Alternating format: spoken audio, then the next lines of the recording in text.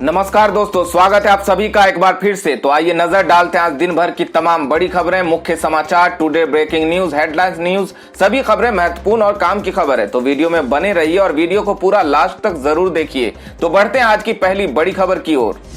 हरियाणा में आज से 7 दिनों के लिए पूर्ण लॉकडाउन। जान लीजिए क्या रहेगा बंद और क्या रहेगा खुला। बता दें कि प्रदेश सरकार ने 3 मई सोमवार से 7 दिन के लिए पूरे हरियाणा में पूर्ण लॉकडाउन घोषित किया है। सरकार की ओर से कहा गया कि ऐसा निर्णय आपदा प्रबंधन अधिनियम 2005 के तहत गृह विभाग द्वारा लिया गया। इस संबंध में आपदा प्रबंधन की राज्य कार्यकारी कमेटी के चेयरमैन हरियाणा के मुख्य सचिव विजय वर्धन की ओर से निर्देश जारी किए गए हैं।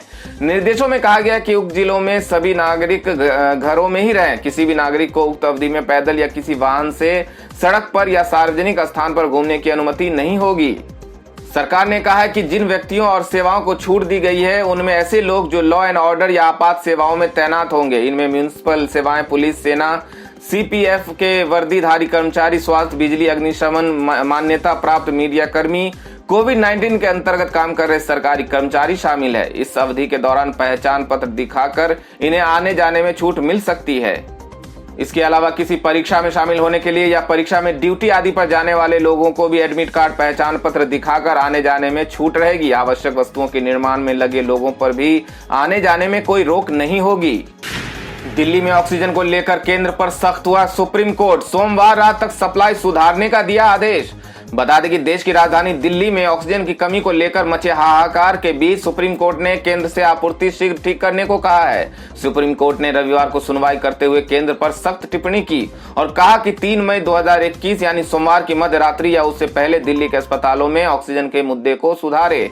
रविवार देर रात को जारी आदेश में justice D Y Chandrachud, L Niteshwar राय और रविंद्र भारत की पीठ ने केंद्र को सभी राज्यों के साथ ऑक्सीजन का एक बफर स्टॉक बनाने का आदेश दिया, जहां से किसी भी कारण से नियमित आपूर्ति श्रृंखला बाधित होने पर ऑक्सीजन का उपयोग किया जा सके।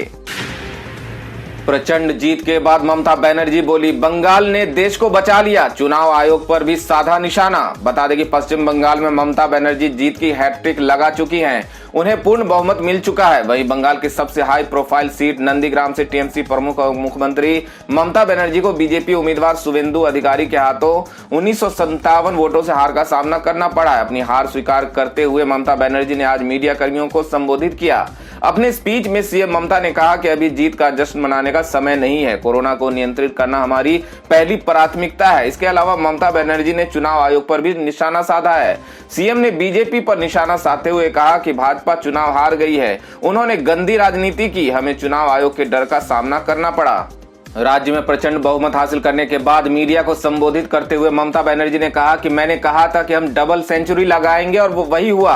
ये जीत बंगाल की जनता की जीत है, जिसने बंगाल के लोगों को बचा लिया। यहाँ खेला होवे जमकर हुआ, लेकिन अंत में जीत हमारी हुई।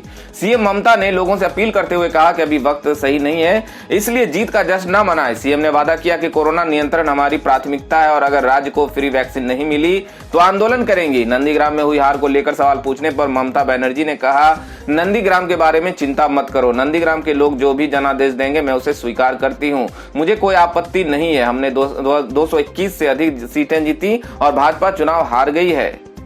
बंगाल से आ रहे रुझानों और तृणमूल कांग्रेस पार्टी को जीत मिलती देख अब महाराष्ट्र के मुख्यमंत्री उद्धव ठाकरे ने एक बड़ा बयान दिया है। उद्धव ने कहा कि ममता बनर्जी बंगाल की जनता के स्वाभिमान के लिए अकेली लड़ रही थी, उनकी हिम्मत की दाद देनी चाहिए। अंत में विजय उनकी हुई। उन्होंने कहा कि इस विजय का श्रेय बंगाल की शेरनी को देना चाहिए। उद्धव ने बीजेपी पर कटाक्ष करते हुए कहा कि पीएम गृह मंत्री के साथ साथ केंद्र सरकार और राज्य सरकारें ममता बनर्जी को हराने के लिए एक हो गई थी, लेकिन सभी शक्तियों को धूल में उड़ाते हुए उनको विजय मिली। मैं उनका और बंगाल की जनता का अभिनंदन करता हूं। इसके साथ ही उद्धव ठाकरे ने अपील की कि अब इस राजनीति को खत्म कर सभी को मिलकर कोरोना के खिलाफ लड़ाई पर ध्यान देना चाहिए और इसे खत्म करके ही दम लेना चाहिए। पश्चिम बंगाल के टॉलीगंज से हारने के बाद बंगाल की जनता पर भड़के बाबुल सुप्रियो, कहा क्रूर महिला को सत्ता सौंप दी। बता दें कि पश्चिम बंगाल की टॉलीगंज विधानसभा सीट पर चुनावी मात खाने के बाद बाबुल सुप्रियो का गुस्सा सोशल मीडिया पर छलका है। केंद्रीय मंत्री और बीजेपी नेता एक पोस्ट लिखकर विधानसभा चुनाव के नतीजों को बंगाल की जनता की ऐतिहासिक गलती करार दिया है। उन्होंने लिखा, ये बंगाल की जनता की ऐतिहासिक गलती है जिन्होंने एक भ्रष्ट, अक्षम और क्रूर महिला को फिर सत्ता सौंप दी है। हालांकि बाद में बाबुल सुप्रियो ने इस पोस्ट को डिलीट कर दिया है। बाबुल सुप्रियो ने यहां तक कह दिया कि वे टीएमसी सुप्रीमो और पश्चिम बंगाल की मुख्यमंत्री ममता बनर्जी को विधानसभा चुनाव में जीत की बधाई नहीं देंगे। इसके साथ ही उन्होंने जनता को बीजेपी को एक मौका नहीं देने के लिए भी आड़े हाथों लिया। तो खबरों में आगे बढ़ने से पहले आपको याद दिला दें कि अभी तक आपने वीडियो को लाइक नहीं किया तो लाइक कर दें, दोस्तों को शेयर भी कर दें और ऐसी ही बड़ी और ताजा खबरों के लिए हमारे चैनल को सब्सक्राइब भी जरूर कर लें। तो बढ़ते हैं अगली बड़ी खबर की ओर। ओडिशा सरकार का बड़ा फैसला, बढ़ते कोरोना के प्रकोप को देखते हुए 14 दिनों का लगाया लॉकडाउन। बता दें कि कोरोना की बेकाबू होती लहर से पूरा देश परेशान है। रोजाना मरीजों का चिंताजनक ग्राफ बढ़ता जा रहा है। स्थिति यह है कि अस्पतालों में दवा और ऑक्सीजन के लिए मरीजों को जद्दोजहद करनी पड़ रही है। इसी बीच न जाने कितने मरीज इलाज के अभाव में दम तोड़ रहे हैं। ऐसे में बढ़ते कोरोना संकट के बीच ओडिशा की नवीन पटनायक सरकार ने बड़ा फैसला लिया है। राज्य में 14 दिन का पूर्ण लॉकडाउन लगाने की घोषणा की है। हालांकि इस दौरान नवीन पटनायक सरकार ने यह साफ कर दिया है कि इस दौरान सिर्फ आवश्यक सेवाओं, स्वास्थ्य, इमरजेंसी जैसी सेवाओं को ही छूट रहेगी। इसके अलावा सुबह के 7 बजे से दोपहर 12 बजे तक लोग घरों से 500 मीटर के इलाके में निकल सकेंगे ताकि वे अपने आवश्यक कार्य को पूरा कर सके।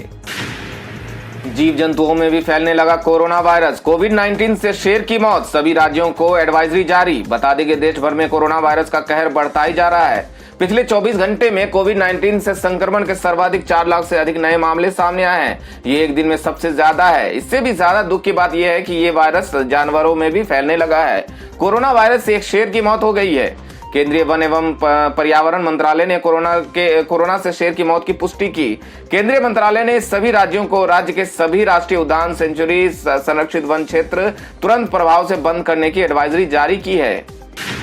दिल्ली के 77 सरकारी स्कूल को बनाया गया वैक्सीनेशन सेंटर। 18 से 44 की उम्र के लोगों को यहां लगेगा टीका। बता दें कि देश में कोरोना के खिलाफ वैक्सीनेशन ड्राइव का तीसरा चरण 1 मई से शुरू हो चुका है। इस चरण में 18 से ऊपर की उम्र के सभी लोगों को वैक्सीन लगाना शुरू हो चुका है। दिल्ली में वैक्सीनेशन ड्राइव को तेजी दी जा रही है। इसके तहत यहां सरकारी स्कूलों को टीकाकरण के केंद्र बनाए जा रहे हैं। जानकारी है कि 18 से 44 साल के लोगों को कोरोना टीका लगाने के लिए सरकारी स्कूल में भी इंतजाम किए गए हैं। दिल्ली सरकार ने 77 सरकारी स्कूलों में सोमवार से टीका लगाने के लिए इंतजाम किए हैं। ये सभी नजदीकी अस्पताल से अटैच होंगे। स्कूलों के अंदर टीकाकरण केंद्र इसलिए भी बनाए गए ताकि अगर टीका लगवाने के लिए ज्यादा संख्या में भी लोग आ जाएं तो संक्रमण फैलने का खतरा कम हो।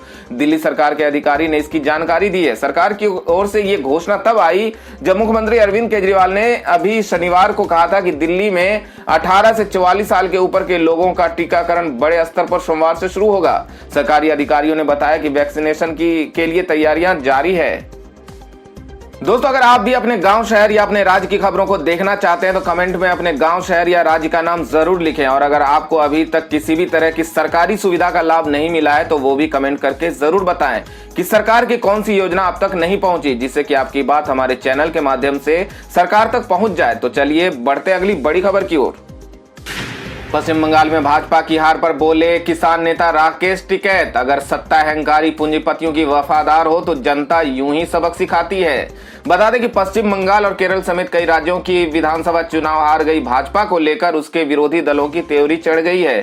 किसान आंदोलनकारी भी भाजपा की हार का जश्न मना रहे हैं। आज किसान नेता राकेश टिकैत ने भाजपा को आड़े हाथों लिया। टिकैत ने अपने ऑफिशियल ट्विटर अकाउंट पे लिखा, जब सत्ता अहंकारी, निरंकुश और पूंजीपतियों की वफादार हो जाए तो जनता के पास वोट की चोट की ताकत ही सत्ता को सबक सिखाती है। गूगल के सीईओ सुंदर पिचाई का बड़ा बयान, भारत में अभी कोरोना से हालात और भी खराब होंगे। बता दें कि भारत में कोरोना संकट को लेकर गूगल के सीईओ सुंदर पिचाई ने चिंता जाहिर की है। साथ ही उन्होंने कहा है कि अभी भारत में और भी खराब स्थिति आना बाकी है। मीडिया रिपोर्ट्स के मुताबिक सुंदर पिचाई ने CNN से बातचीत में बताया कि भारत की स्थिति अभी भी बहुत खराब है, लेकिन मुझे लगता है कि सबसे खराब स्थिति आना अभी बाकी है। आपको बता दें कि सुंदर पिचाई ने अभी हाल ही में भारत में कोरोना का हाल देखते हुए 135 करोड़ रुपए के रिलीफ फंड की घोषणा की थी। कोरोना से जंग में मिला भारत को अमेरिका का साथ, भारत पहुंचे 1.25 लाख रेमडेसिविर इंजेक्शन। बता दें कि भारत इन दिनों घातक वायरस कोरोना की दूसरी लहर की भयावहता से जूझ रहा है। स्थिति यह है कि अस्पतालों में जरूरी दवाओं के साथ साथ ऑक्सीजन की भारी किल्लत से जूझना पड़ रहा है। ऑक्सीजन और कोरोना मरीज के इलाज में काम आने वाली दवाओं के अभाव में मरीजों की जान जा रहा है। इस बीच भारत की मदद के लिए और देश भी आगे आ रहे हैं। इसी कड़ी में आज फिर अमेरिका से फ्लाइट के जरिए मदद भारत पहुंची है। इस दौरान नई दिल्ली में स्थित अमेरिकी दूतावास ने बताया कि कोविड-19 के खिलाफ लड़ाई में अमेरिकी लोग भारत के साथ एकजुट हैं। आज एंटीवायरल ड्रग रेमडेसिविर की 1.25 लाख शीशियां यूएस से भारत पहुंची है। इसके साथ ही उन्होंने बताया कि भारत की मदद के लिए ये चौथी राहत शिपमेंट है। अभी और मदद सामग्री रास्ते में है। एसबीआई खाता धारकों के लिए जरूरी खबर, 31 मई तक निपटा ले ये जरूरी काम, वरना बंद हो सकता है आपका खाता। बता दें कि देश के सबसे बड़े बैंक स्टेट ऑफ इंडिया ने अपने खाता धारकों के लिए जरूरी जानकारी साझा की है। बैंक ने अपने खाता धारकों को 31 मई 2021 तक केवाईसी संबंधी काम को निपटा लेने की अपील की है। हालांकि बैंक ने अपने खाता धारकों को बड़ी राहत दी है। कोरोना और लॉकडाउन को देखते हुए बैंक ने खाता धारकों को केवाईसी कराने की सुविधा दी है। देश के सबसे बड़े bank state bank of India ने अपने खाता धारकों को बड़ी राहत दी है। बैंक ने अपने ग्राहकों को डाक के जरिए या मेल के जरिए केवाईसी डॉक्यूमेंट जमा करने की राहत दी है। अब खाता धारकों को केवाईसी के लिए बैंक जाने की जरूरत नहीं है। वो ईमेल या डाक के जरिए अपने बैंक खाते का केवाईसी अपडेट करवा सकते हैं। फ्लिपकार्ट पर शुरू हुई बड़ी सेल, सिर्फ 9,500 रुपये में घर लाएं दमदार स्मार्ट टीवी, वॉशिंग मशीन और कूलर पर भी भारी छूट। अगर आप टीवी, वॉशिंग मशीन या फिर एयर कूलर खरीदने के लिए सोच रहे हैं तो ये खबर आपके लिए है। Electronic company Thomson Flipkart big saving day sale पर अपने प्रोडक्ट पर भारी डिस्काउंट दे रही है।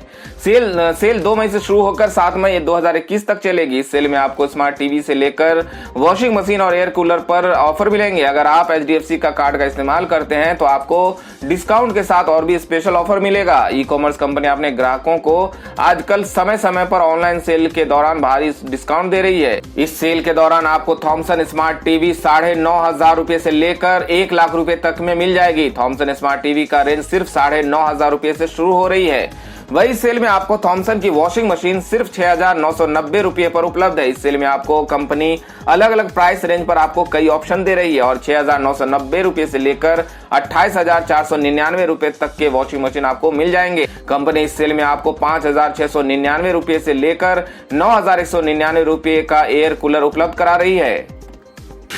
अगर आप सरकारी नौकरी चाह रहे हैं तो आपके लिए एक बड़ी खबर है। BTSC में विभिन्न पदों पर निकली है बम्पर वैकेंसी, जल्दी करें अप्लाई। बता दें कि अगर आप बिहार में सरकारी नौकरी करना चाहते हैं तो आपके लिए अच्छा मौका है। BTSC ने मत्स्य अधिकारी, ऑप्थेल्मिक असिस्टेंट, मत्स्य विकास अधिकारी के रिक्त पदों के लिए एप्लीकेशन मांगे हैं। जो कैंडिडेट्स इन पदों के लिए अप्लाई करना चाहते हैं वे BTSC की आधिकारिक वेबसाइट btsc.bihar.nic.in पर जाकर ऑनलाइन अप्लाई कर सकते हैं। अगली खबर में जान लेते हैं आज के सोने और चांदी के ताजा भाव के बारे में। बता दें कि सोने के भाव में आज के दिन गिरावट का रुख रहा। सर्राफा बाजार में सोने के दाम में 795 रुपए प्रति 10 ग्राम की गिरावट देखने को मिली। इससे शहर में सोने का दाम 46,737 रुपए प्रति 10 ग्राम पे रह गया। राष्ट्रीय राजधानी में चांदी की कीमत में 738 रुपए प्रति किलोग्राम की वृद्धि दर्ज की गई। इससे दिल्ली में चांदी की कीमत 67,524 रुपए प्रति किलोग्राम पर पहुंच गई। अगली खबर में बात कर लेते हैं आज के मौसम समाचार की। बता दें कि उत्तर भारत में मानसून पूर्व गतिविधियां जोर पकड़ने लगी है। पंजाब, हरियाणा, राजस्थान और दिल्ली NCR में अगले कुछ घंटे में तेज धूल भरी हवा के साथ हल्की बारिश का अनुमान बताया जा रहा है। वहीं उत्तर पश्चिमी भारत सहित देश के अन्य हिस्सों में आज इसके बढ़ने की उम्मीद है। इससे पूरे सप्ताह यानी 7 मई तक मौसम का मिजाज बदला हुआ रहेगा। मौसम विभाग और स्काई मेट वेदर के अनुसार 2 दिन पहले जम्मू कश्मीर की ओर से एक पश्चिमी विक्षोभ सक्रिय हुआ है, जिसके असर से आज दिल्ली, NCR, पंजाब व हरियाणा समेत कई राज्यों में तेज धूल भरी हवा भी चली और कहीं कहीं बारिश भी हुई। तो दोस्तों ये थी अब तक की सभी बड़ी खबरों की अपडेट्स। टुडे ब्रेकिंग न्यूज और लेटेस्ट खबरों को देखने के लिए हमारे चैनल को सब्सक्राइब जरूर कर लें। वीडियो लाइक और शेयर जरूर कर दें अपने दोस्तों और रिलेटिव्स के साथ। तो दोस्तों आपसे फिर मिलेंगे काम की खबरों और सरकारी योजनाओं की एक और नई वीडियो के साथ। तब तक के लिए धन्यवाद दोस्तों।